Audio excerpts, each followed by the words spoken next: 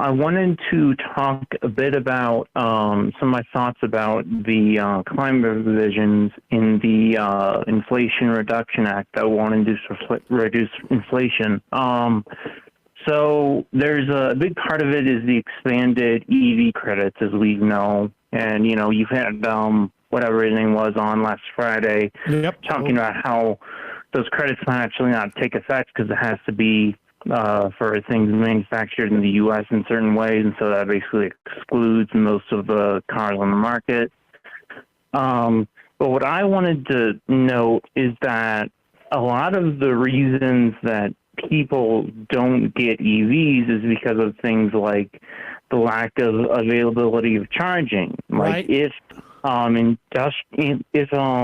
combustion engine cars where the state of EVs were, there wouldn't be, a gas station on every block in the city. And so people would be more skeptical about it. In the same way here, there's nothing in this bill that I saw that funds expanding public charging infrastructure. And so, to the extent that EVs are going to be adopted, I think really very depends on that, especially when you have at least a third of Americans renting. They can't just install like a charging station and a rental property. And the landlord isn't just going to do it on a whim.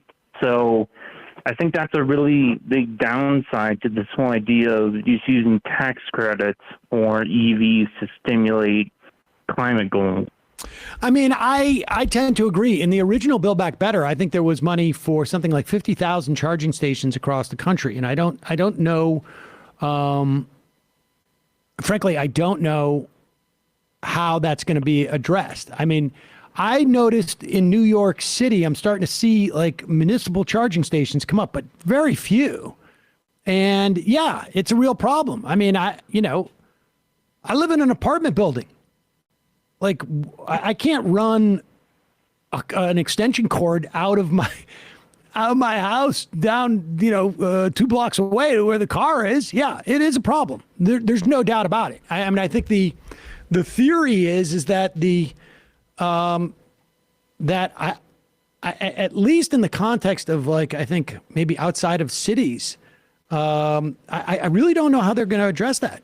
I really don't. I mean, I don't even know how they would address it in cities, frankly. Because it's unclear to me how are people who park their car on the street on a regular basis supposed to charge them. But I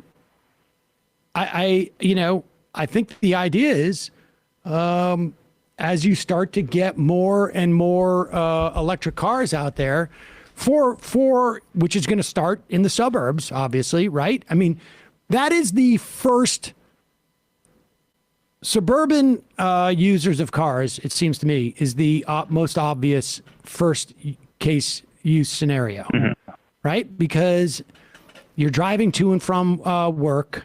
It's probably within, most commutes are within like 120 miles, and you're starting to see batteries that have a longer distance than that. So, I mean, if you're talking about 200 miles, you've covered everybody's commute to work on a regular basis. And that'll end up being the commuter cars first. In other states, a Punk for Life says, come to Vermont. There's EV charging all over the place. I mean, I think you're going to see that. But within the context of cities, you're also, I think, going to have to see ultimately more public transport.